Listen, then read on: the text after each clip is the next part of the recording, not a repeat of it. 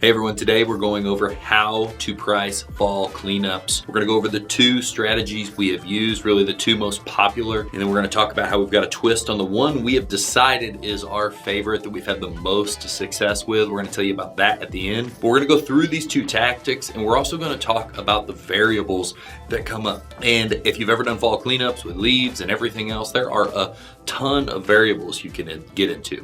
The first part is, what are the tools you have to do the fall cleanup? If you're doing a bunch of leaves, a bunch of brush, a bunch of sticks, a bunch of gumballs, nuts, whatever, the tools are going to dramatically change your ability to get the job done. So are you starting out and do you just have a pickup and a rake and a barrel? Or maybe a wheelbarrow? That's going to be much different than if you have that pickup truck in a dump trailer. And then that's going to change again when you have that pickup truck, a dump trailer, and a leaf vac. And then you have that pickup truck, trailer, leaf vac, and now we've got some kind of mower or something to push big piles of leaves. And I haven't even got into the conversation of the appropriate blowers for the job. This is something where when we go out and buy a blower for doing leaf cleanups, we buy the biggest and the baddest blower we can really get. Now, I mean, there are more powerful ones. We have to do a mix of two, not just biggest and baddest, but also most durable, because I've loved some of the big. I think it's the 8500 Red Max. I thought that was awesome way back in the day. It was one of the most powerful back when we bought it, but it was super not durable compared to a 770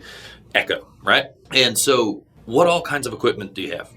Do you have appropriate blowers? Are you just using rakes? That's a huge variable in itself, the equipment. So first, you've got to think about that, and you've got to take some time to go out there and just estimate some stuff and get the feel of what it takes for you to get things done. You're not going to win on everything. One of these ways we're going to go over is going to allow you to kind of win on everything, but then I'm also going to talk about the downfalls of that as well. So variables in equipment. Now, variables in the job site itself. If you're going to be getting into doing leaf cleanups, you're going to run into variables like there's a foot of leaves, and then under it there are some kind of walnuts or some kind of gumballs or something in the yard in this one area that you just didn't see. There's so many different things. You get all the leaves off and there's a bunch of sticks and twigs stuck down into the ground. It always seems like there's the opportunity for a job to multiply in size very, very quickly when you're doing leaf cleanups. And that just gets really compounded by the fact of, depending on what kind of equipment do you have. Do you have the best equipment you can have? Do you have as much as you can possibly have to make you fly through it? Or are you just really trying to get by and get started? And that's how we all start. We all start with the minimal equipment. You know, I had a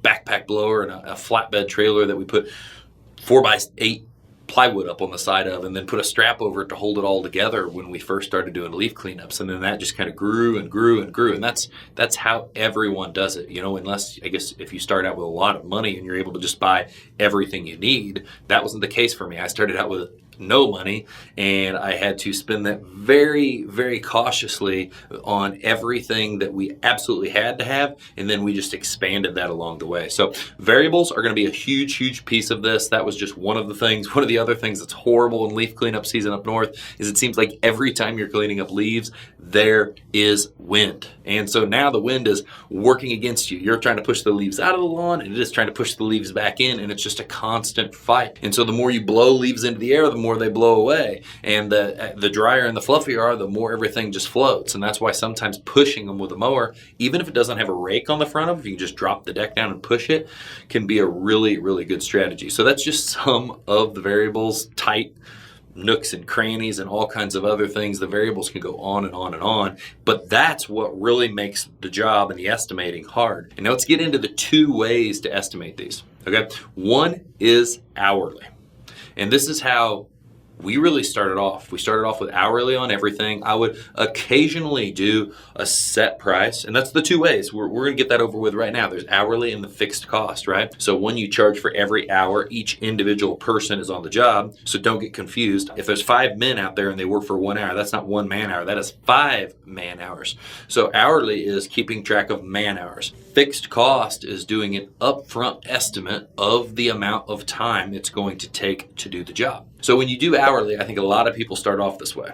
And some people stick this way forever. We still have some services that are hourly, but this is where we started. And we really got to where we might give like an estimate, a rough price, kind of like a window price. It could be between this and could be between that. But a lot of times we'd be estimating, we'd be getting out on properties that they wanted a full package for the year and they wanted to know what the leaf cleanup was going to be like in fall. And so we would say, say it could be approximately in this window, but we charge hourly, so whatever it takes, it takes. Where I'm going to go with this is there's one big downfall in hourly, and this is why we now no longer 100% use hourly. The biggest downfall in hourly is you just don't have the opportunity to make the profits you do in fixed cost. Yes, if you have a fixed cost, you have a really big chance of doing a job and coming way under on time and not being able to recoup that. But on the flip side, if you have a fixed cost job and you guys are efficient and you do it in less hours than you estimated, that's where you can really bump up your profits. Take that example and then let's roll that into like the body shop where I used to work.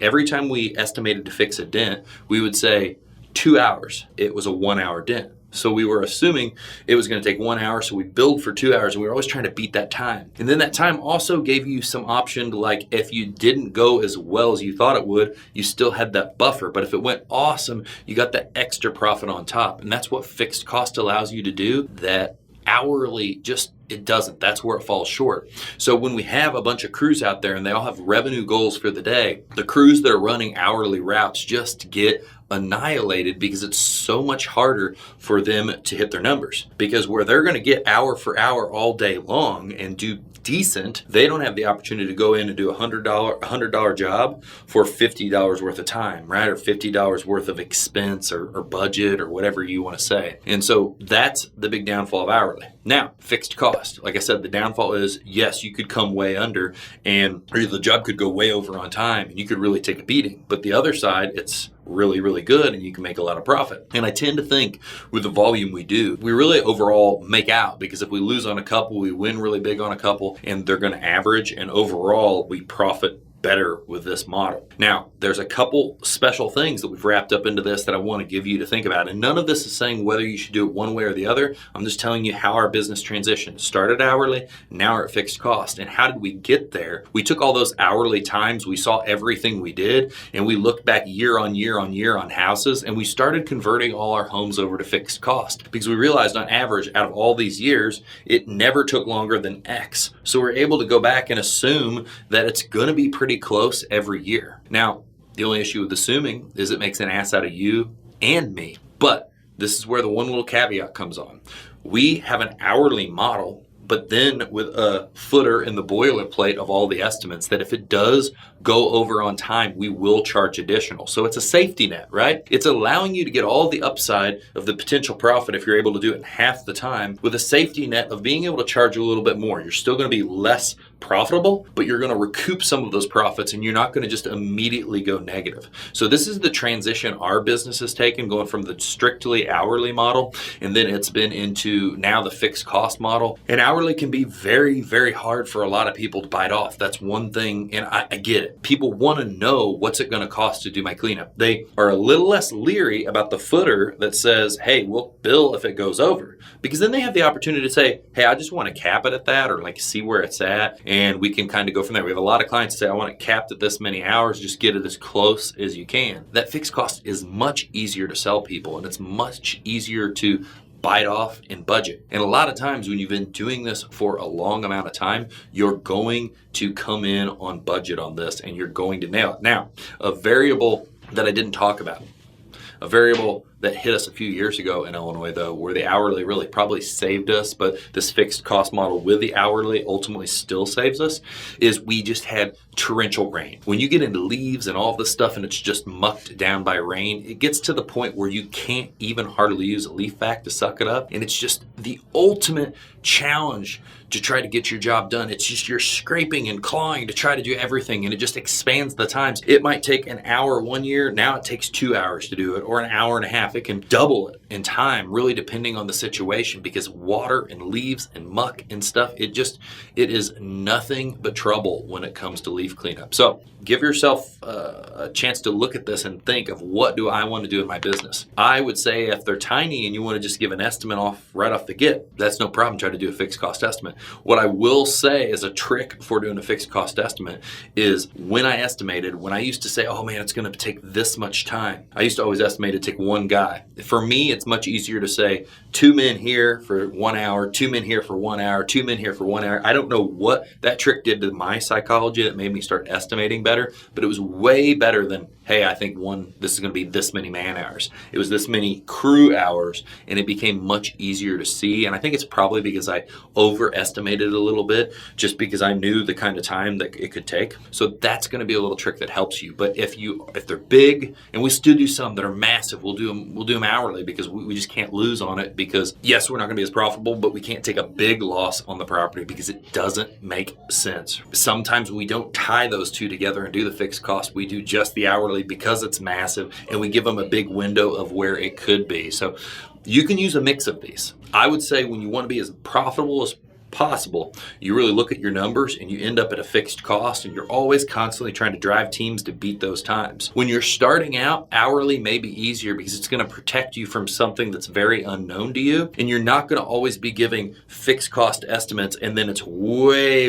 over. Oh, I said it was going to be 4 hours, whatever that is. Maybe it's $50 an hour and that's $200, but then it ended up being $500 because I just didn't know what I didn't know and I didn't have the experience. So I hope this helps you. I hope this gives you some perspective on how to deal with fall cleanups and how to really win on fall cleanups and keep your company kicking butt. Because the biggest thing you're going to run into is the challenge of people a lot of times not valuing this service. This service should be a lot more expensive than most people think, and a lot of people compare to other companies and they just want to do it for very little. And what you end up doing is chasing your tail. You end up not making any money. You end up wearing out equipment, getting dust and everything, and beating the heck out of all of your equipment with leaves. And when you don't make money, that's not worth it. So protect yourself from that. Stay strong with your pricing. If you say it's going to be $1,000 to do the leaf cleanup and you know you're going to take that amount of time there, don't let anybody say, oh, well, you're going to need to sharpen that pencil some, because that